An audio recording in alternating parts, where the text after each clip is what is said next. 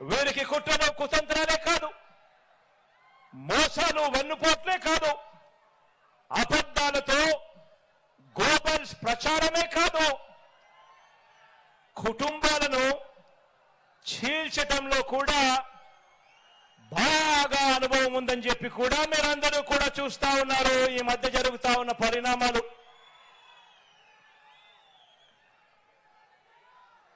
మా చిన్నాన్న గారిని, మా బాబాయిని,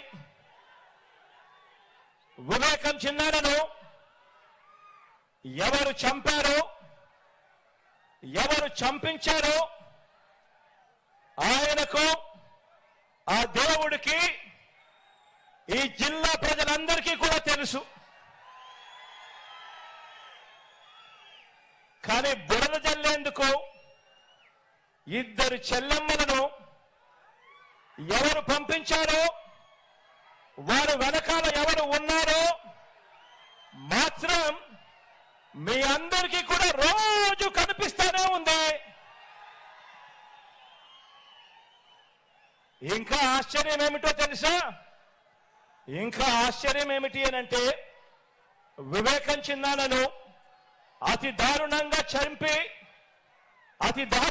చంపి అవును నేనే చంపాను అని అతి హేయంగా బహిరంగంగా చెప్పుకుంటూ తిరుగుతా ఉన్న హంతకుడు, ఆ హంతకుడికి మద్దతిస్తా ఉన్నది ఎవరో కూడా మీరంతా కూడా రోజు చూస్తా ఉన్నారు.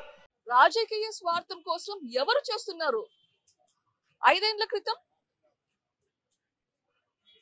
చిన్నాన్నను చంపించారు, అప్పుడు రాజకీయానికి వాడుకున్నారు. ఈ 5 ఏళ్లు మర్చిపోయారు. ఈ 5 ఏళ్లు పవర్లోకి వచ్చాక ఒక్కసారైనా మీ చిన్నాన్నను గుర్తు చేసుకున్నారా? ఆయన చేసిన పనులను గుర్తు చేసుకున్నారా? లేదు. ఈరోజు ఎలక్షన్లు వచ్చాయి, ఈరోజు గుర్తొచ్చాడు మనిషి. ఇన్ని రోజులు మర్చిపోయిన మనిషి ఈ రోజు మీకు గుర్తొచ్చాడా? ఎవరు స్వార్థపరులు, ఎవరు పదవుల కోసం ఉపయోగించుకుంటున్నారు?